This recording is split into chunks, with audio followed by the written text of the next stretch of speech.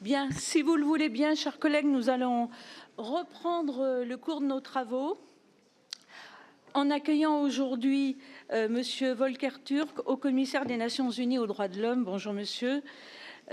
Tout d'abord, comme je vous l'ai dit, notre président Cédric Perrin m'a demandé de le représenter puisqu'il est pris à l'extérieur du Sénat et de s'excuser auprès de vous.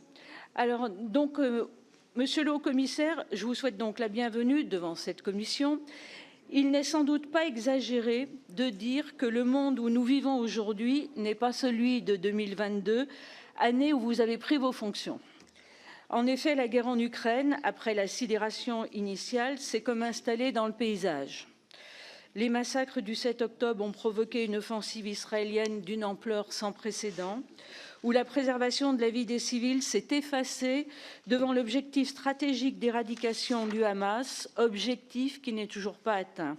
La violence se déchaîne au Soudan, en République démocratique du Congo, dans des conflits qui semblent sans issue. Dans ces circonstances, le retour au pouvoir de Donald Trump semble entériner l'entrée dans une ère marquée par l'expression brutale de la puissance. Le droit ou les institutions internationales n'y apportent plus aucun frein. Il est symptomatique que la première puissance mondiale, qui se réclamait jusqu'à présent des droits de l'homme, non certes parfois avec hypocrisie, pour justifier son hégémonie mondiale, ait aujourd'hui complètement tourné le dos à ce discours. Désormais, les États-Unis agissent au nom des seuls intérêts américains. Vous avez déploré ce nouveau cours des choses, cette nouvelle normalité, selon vos propres mots, en dénonçant les frappes menées par les États-Unis contre des embarcations qui transportent des trafiquants de drogue vénézuéliens, sans cadre légal d'ailleurs ni élément de preuve. La force sur le plan international ne se pare plus des oripeaux du droit. Ce comportement débridé se double d'une attaque en règle contre les institutions internationales, dont la fonction première était de réguler le recours à la force et contre le multilatéralisme également. Les États-Unis ont ainsi cessé de financer l'ONU, ses actions de maintien de la paix, la plupart de ces organismes, dont l'institution que vous dirigez. Il est vrai que ces organismes n'étaient pas exempts de tout reproche. Depuis longtemps, la présence de dictatures au sein de certaines instances, dont le Conseil des droits de l'homme, comme l'Iran, qui a pu y présider certaines réunions, soulève des critiques.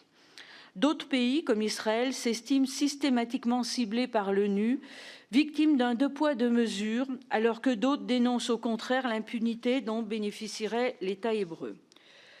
Tous ces bouleversements ne montrent-ils pas, au fond, que des notions prétendument universelles ne le sont pas ou peuvent faire l'objet d'interprétations radicalement divergentes?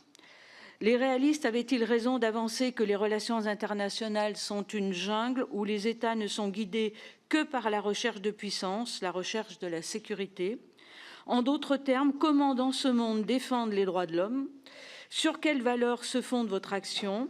Selon quelles modalités se déploie-t-elle? Et surtout, avec quels moyens?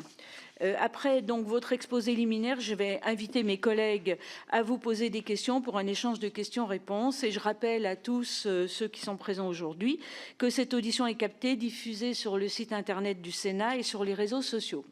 Monsieur le haut-commissaire, je vous donne la parole.